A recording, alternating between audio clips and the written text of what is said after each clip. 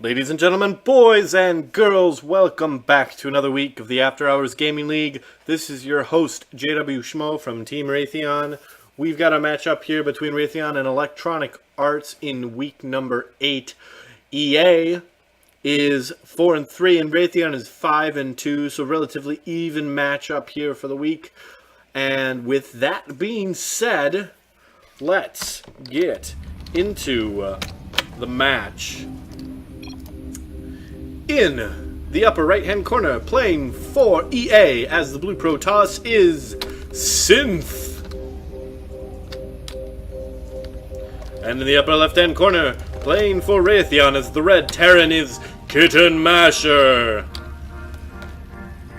So a little bit of background. After Hours Gaming League is a charity tournament where the corporate players, that's employees of Raytheon and employees of EA, are competing for a grand prize of $5,000, $1,000 for the winner of the B League, and that money will get donated to a charity of their choice. So for EA, in season number 4, they will be donating the money, if they win the playoffs, to Make-A-Wish Foundation.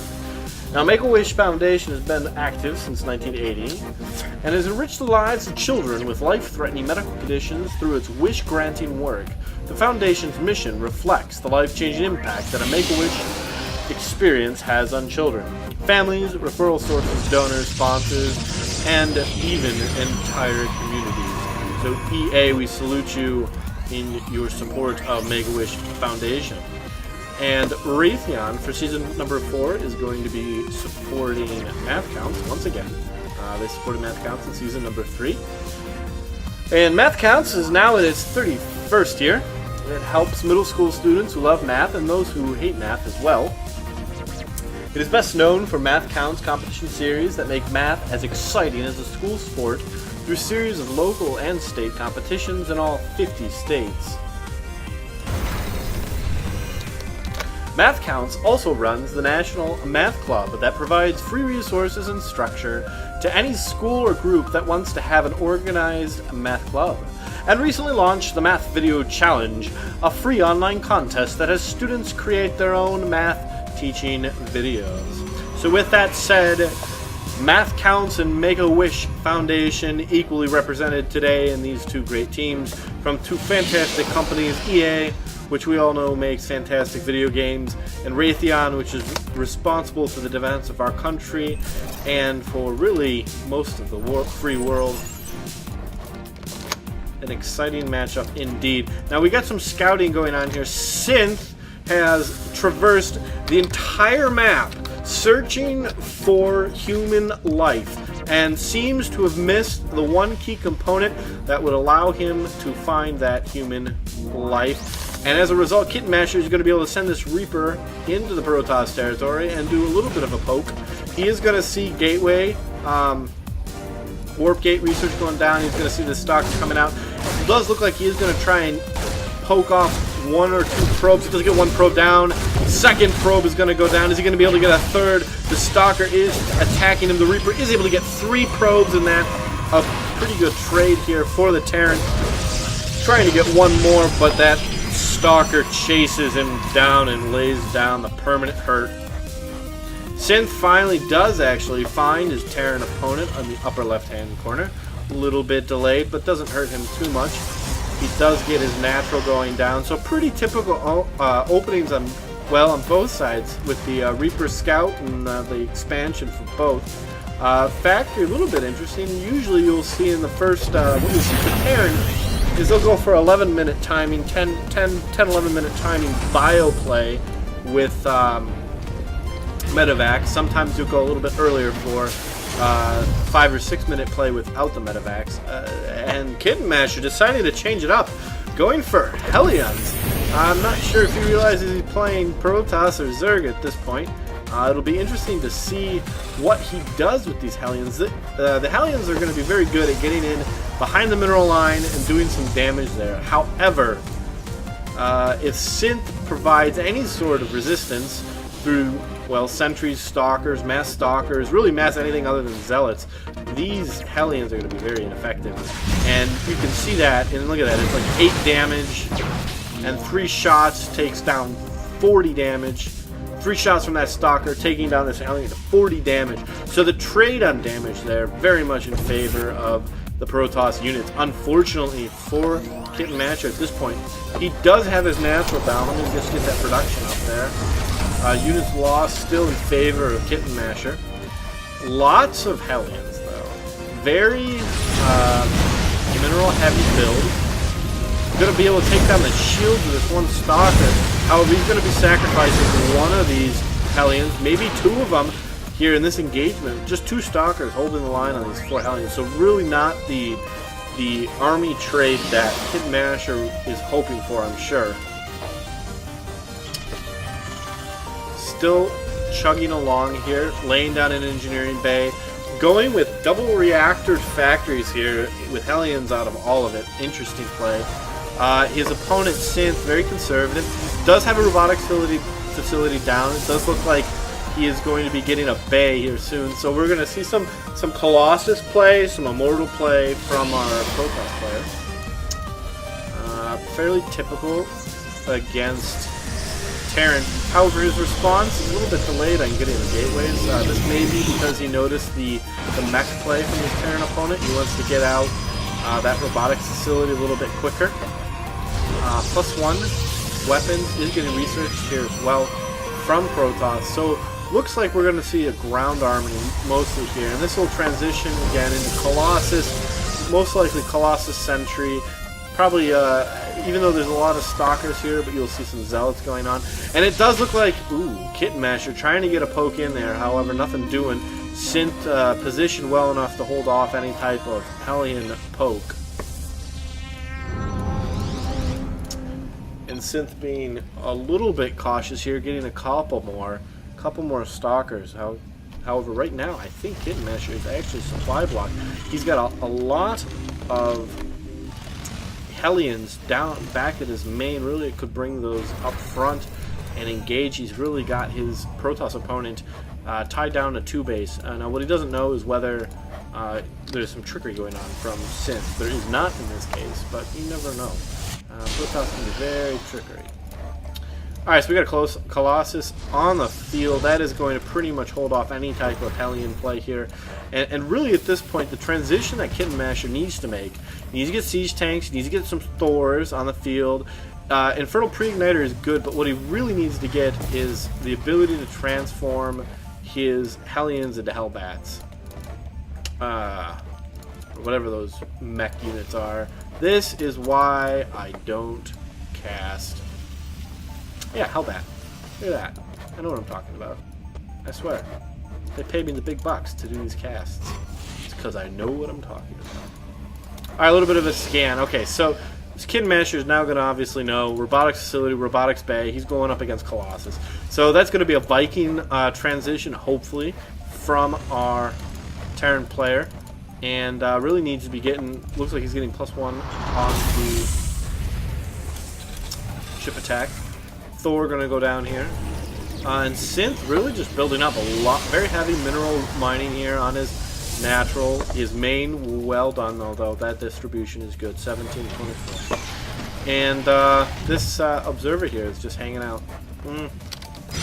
I don't know if Kitten must know that's there. Alright, and so we got some Hellbats coming out on the field. They're going to absolutely eat up the Stalker play. However, again, just not a huge amount of damage going on here. Alright, Blue Flame finishes up. And Kit Masher is going to get a pull.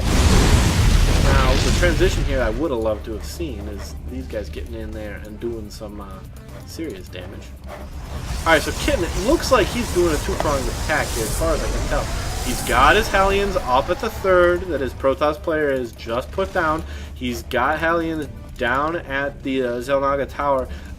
Really, if he wanted to, he could do some serious damage to Synth's mineral lines here. However, he's not making that commit just yet.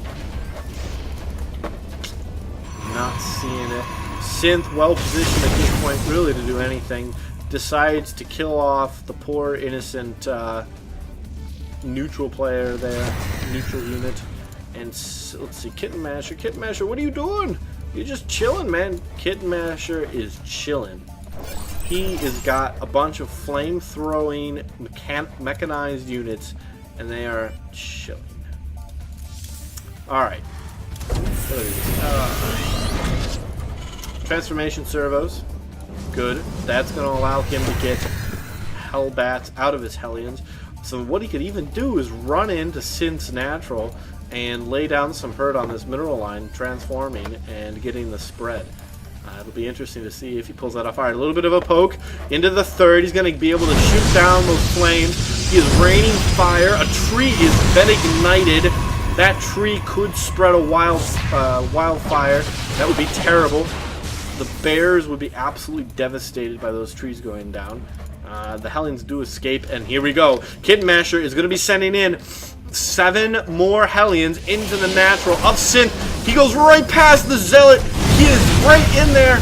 These probes are going to get absolutely destroyed by these Hellbats. And oh my goodness, that was a pretty intense, destructive moment for Kit Masher, really laying down the hurt, especially in the number of probes.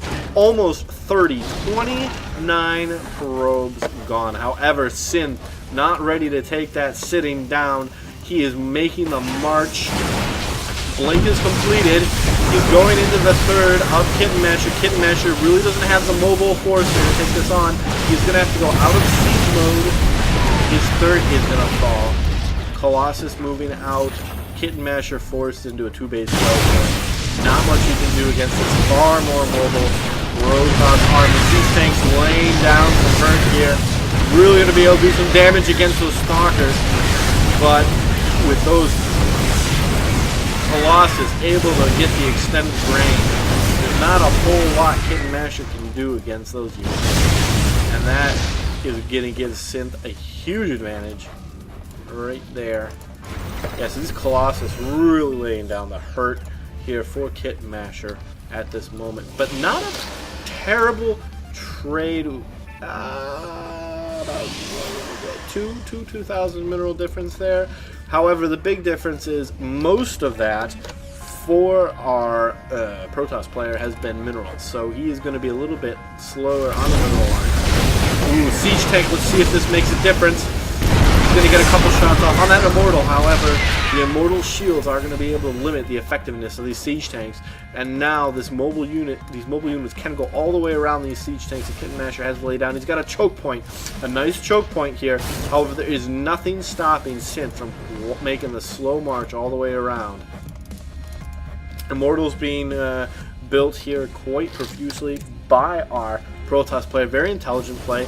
Going to be very effective against these Siege Tanks, unfortunately for Kitten. And that is exactly what he's doing. They're going to be tanking hard. Siege Tanks, though, are going to be able to do a lot of damage to these Stalkers, but I don't think it's going to be enough. Too many Immortals tanking this damage. And they're getting targeted fires, but the shields just absolutely just absorbing everything being thrown at him. Kit Masher's losing his whole army here to these Immortals, and the Colossus are able to then really engage. One Viking, 2 Vikings, able to do a little bit of damage to this Colossus, but again, Kit Masher trying to get that third down, but the army is just not mobile enough to engage, and Synth is able to hold his Terran opponent to 2 bases with lots more Stalkers coming in. He might be able to kill. He does kill off 1 Colossus with those Vikings. That is going to bring the Colossus count down to 3 and his main army with another one just chilling in the back. And Synth is going for his 4th base, and that does not bode it well for his Terran opponent.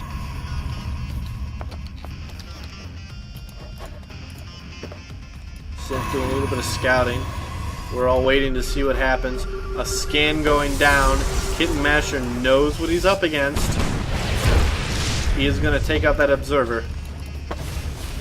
However, at this point, I am not sure if Kit Masher can pull this off.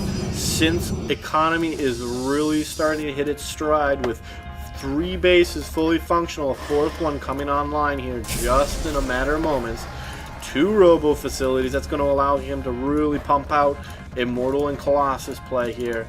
And so, ooh, my goodness. Is that really? 7 Colossus are on the field, 2 Immortals, and he is almost double the economic gain, and we have Archons on the field for our Protoss player, and there's almost a 2-to-1 difference here in the army size.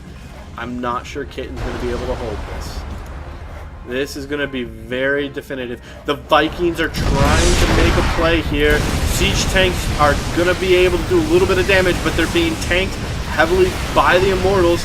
One of these Colossus is going to fall. Second one looks like it might be taken out here, but there's too many Stalkers, and the Blinks are coming in. Synth very effectively target firing down those Vikings, and now there's 4 Colossus wreaking havoc on Kitten Masher, and as a result, game number 1 is going to go to Synth of EA's team.